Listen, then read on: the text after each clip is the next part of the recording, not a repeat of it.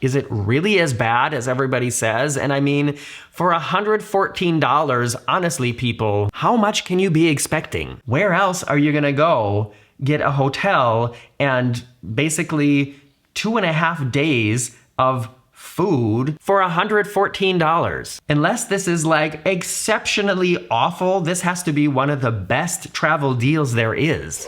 It is Sunday, September 24th, 2023, and on this week's edition of Sunday Sofa Time, we're talking about a really inexpensive cruise.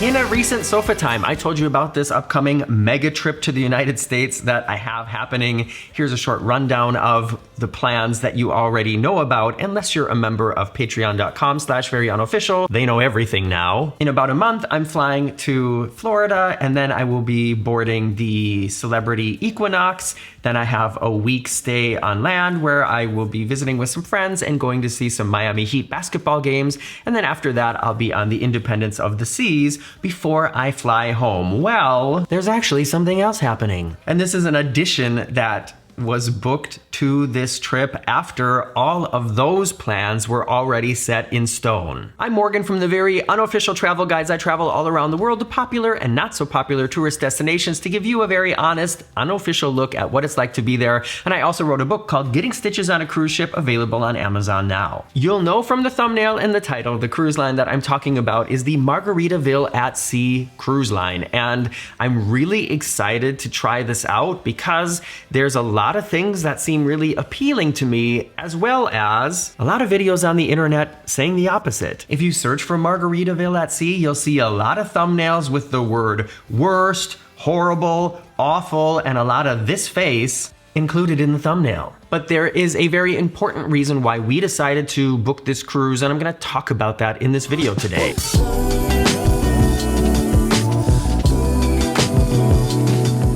Mentioned several times on the Very Unofficial Travel Guides that if you are cruising from a different country or cruising from a port that is further than like a half day's drive away from where you are, you should always get there the night before the cruise to avoid any annoying complications. You never know what the weather's gonna be like. You never know if your flight or your train might get canceled. There's a lot of things that can go wrong, and it's just better to give yourself 24 hours buffer zone, because if you miss boarding the ship in the first port, it can be kind of complicated to join the ship after that. It's not the way anybody wants their vacation to begin, that's for sure. As I mentioned, Marcus and I are going to be on the Celebrity Equinox, so I can make some videos of that ship for you, leaving on October 22nd. And we were looking for hotels for a day or maybe 2 days before the cruise leaves, just to have a little bit of downtime, time to reset, and like I said, to make sure that maybe the flights will be delayed or whatever, and we can still board the ship on time. Well, especially hotels on the beach,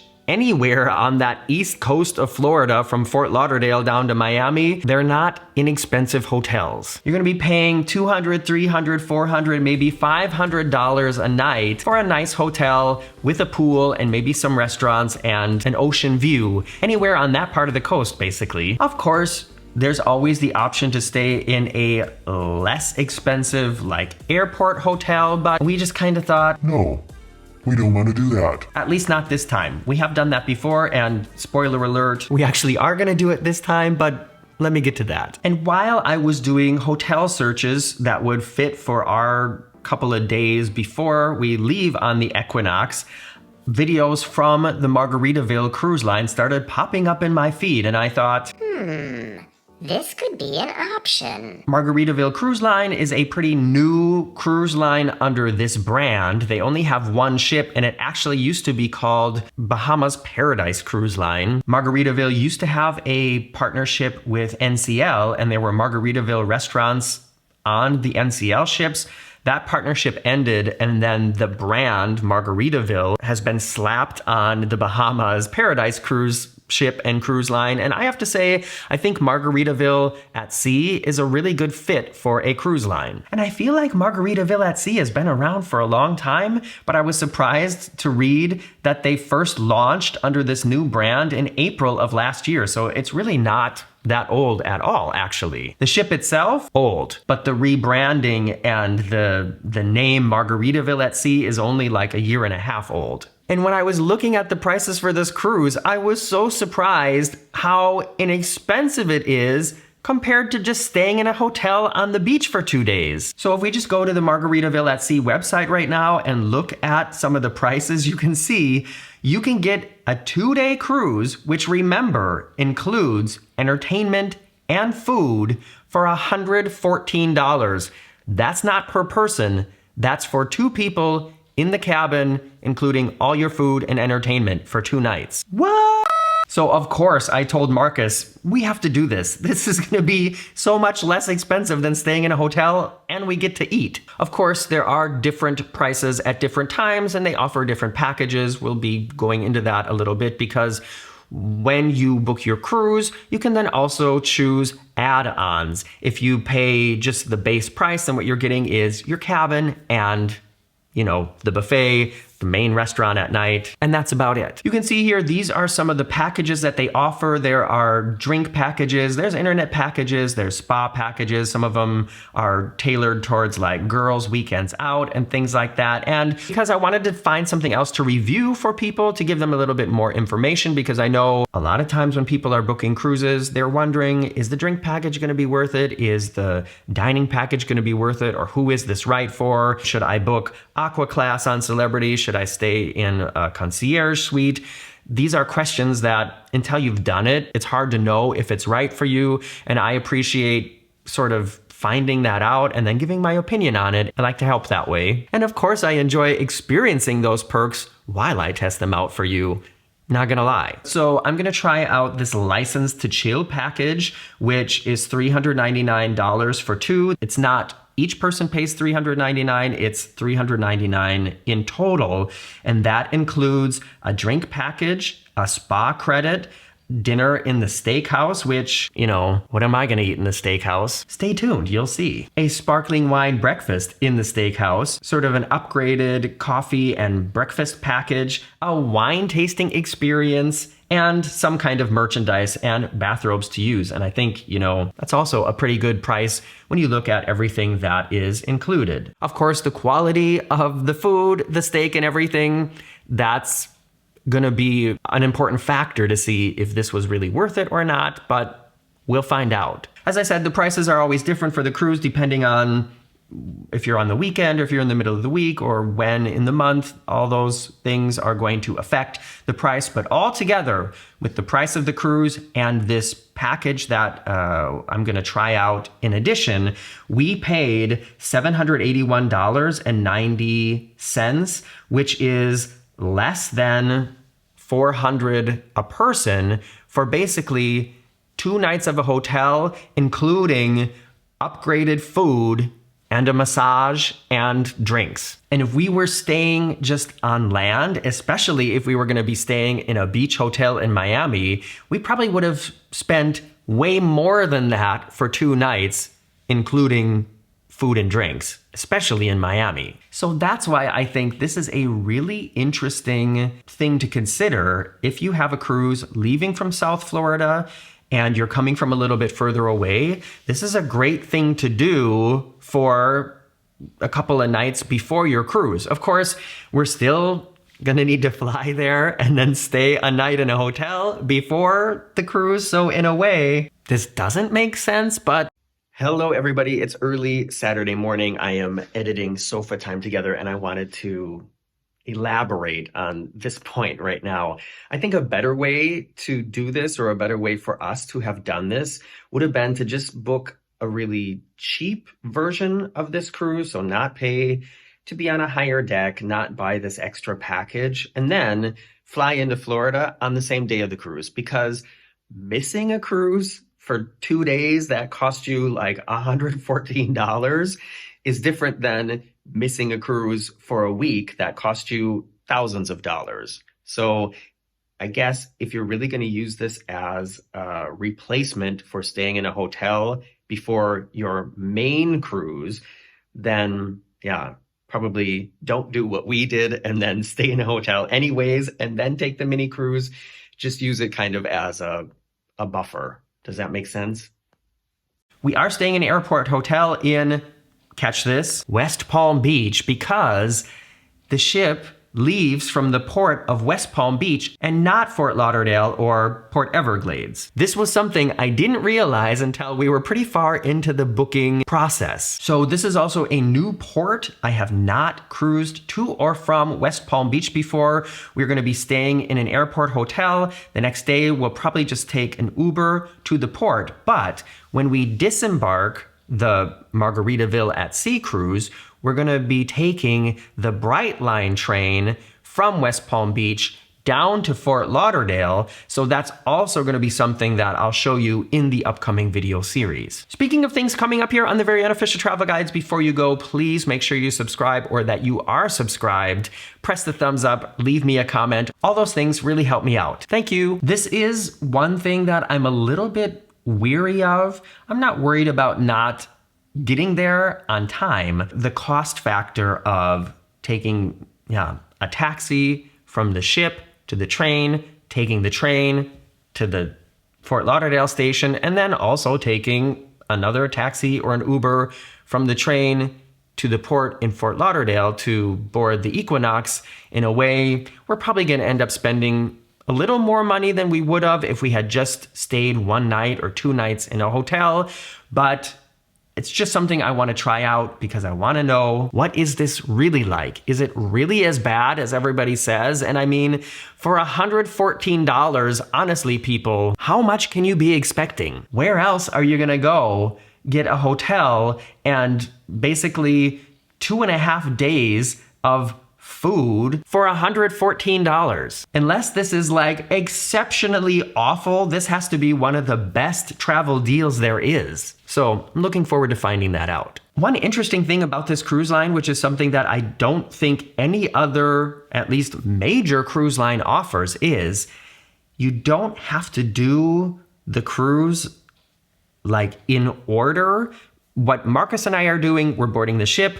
It sails to the island of Grand Bahama, and then it sails back, and it's 2 nights. So you basically have 1 day, 1 complete day on board the ship. But the thing that makes it a little bit different is, if you want, you can cruise to Grand Bahama, leave the ship and stay on land for a few days, and then cruise back a couple days later. There are ferries that go from northern Germany here to Sweden and to Denmark that offer a very similar thing, but those don't count as cruise ships, they count as ferries. By the way, would you guys be interested in seeing a video of that too? Please let me know in the comments. But the Margaritaville at Sea cruise line is doing something very similar to what these ferries here do, and I think that's a really cool option as well, and it's a way to sort of extend your cruise vacation with a land vacation in the middle. Nice. New cruise line for me, new cruise port for me, also new cruise destination. I have not been to Grand Bahama Island. Interested to know if you've been there, what would you recommend we do? Just so you know, I do not want to swim with the pigs and I do not want to swim with dolphins. So anything other than those 2 things, if you have a suggestion, let me know. And honestly, we might end up just staying on the ship because it would be nice to just kind of chill and relax. And we do have a drink package and a spa credit that we have to use, so probably use it on that day. As always, I'm really looking forward to experiencing this and then letting you know what it was like afterwards. If there's something specific that you'd like me to check out other than the obvious things like the cabin, the food, the service, the shows, things like that, let me know in the comments. I try to read all the comments and I respond to as many as I can. And speaking of comments, now comes the time on Sunday Sofa Time where I comment on your comments live on air.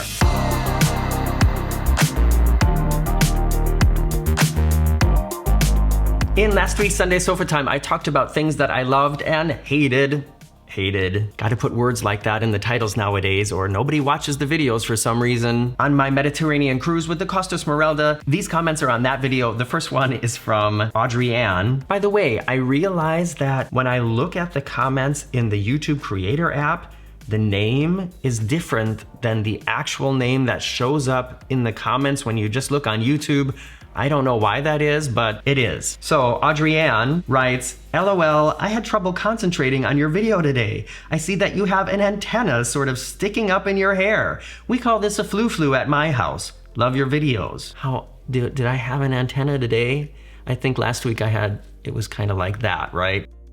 Yeah, well, I flew to Istanbul about a year and a half ago, and something in the water there was magical because when I came back, I had way more hair on the front of my head, and I don't know, some of the hair's still getting used to their new location maybe. I'm sorry about the flu. I will try to prevent flus from happening in the future. Next comment is from Philosophy. They write, when your kid says, you were born in the 1900s, and you wrongly get offended, then realize, oh yeah, I guess I was. This is in relation to something we were talking about that had to do with the year I was born and how old something was. I don't remember exactly what it is right now, but I know what you mean. I can totally relate to that because it's happening to me more and more that somebody talks about something that happened in like 1992 or 2013, and I think, yeah, that's not that long ago. And then you realize, yes, that was 30 years ago. Does that happen to you too? Oh, speaking of things happening, just a short tangent here. Is anybody else as freaked out about NSYNC getting back together as I am? After reading Lance Bass's book, I'm not such a Justin Timberlake fan, but I still think it's really cool that they're back together, and I hope that they're doing more than just making this one song for the movie soundtrack. If they go on tour, I am going to freak out. Final comment is from Matt M. It has to do with Labadee, which is one of the places I will be stopping on the Independence of the Seas, which we also talked about in last week's Sunday SofaTime as well. Matt writes, hi Morgan and all. I was at Labadee earlier this year and I went on a jet ski tour. The guide, a resident of Labadee, I wonder if people actually live in like the fun part of Labadee or just if there's a town named Labadee like next door to that. If anybody knows, let me know. The guide, a resident of Labadee, took us off the coast of the town. He told us that the residents are very grateful to the cruisers and Royal as the lease fees have gone to the betterment of the town. They have doubled their population in town, expanded electricity, and have had an improvement in their lives. He thanked us for coming to Labadee and asked we tell others to visit, and the guide appeared to be very genuine. Yeah, this has been a topic of discussion in the comments about Labadee is like this little piece of paradise on the coast of Haiti, only open for people who are on a cruise with Royal Caribbean, and many people have been mentioning what a contrast it is from this part of the island to the rest of the island, where there are a lot of things that need help and a lot of poverty. And there was another comment, I'm not going to look it up right now, but a very interesting juxtaposition saying, yeah, there is poverty in Haiti, but there's poverty in just about every country, and it just kind of depends on if your eye is directed towards it or not. For instance, think of there are areas and areas of cities in the United States that would definitely be considered a third world country if they were their own country. But because they're part of the United States, it's just kind of like not focused on, I guess is a way to say it. There's a channel on YouTube that just drives through like the worst neighborhoods of urban areas and films what you see on the streets there, and it's kind of scary, and that's right in the USA. So yes, it can feel odd to cruise to Labadee and enjoy the paradise there when there's so many people on the rest of the island living in really poor conditions, but should I feel the same way when I go and hang out at Disney World, knowing that there's a lot of people suffering in other parts of the United States? What do you think? All right, everybody, enjoy the rest of your Sunday or whatever day this is that you are watching this video. I'm Morgan from the Very Unofficial Travel Guides, and I hope to see you back here soon. Bye-bye.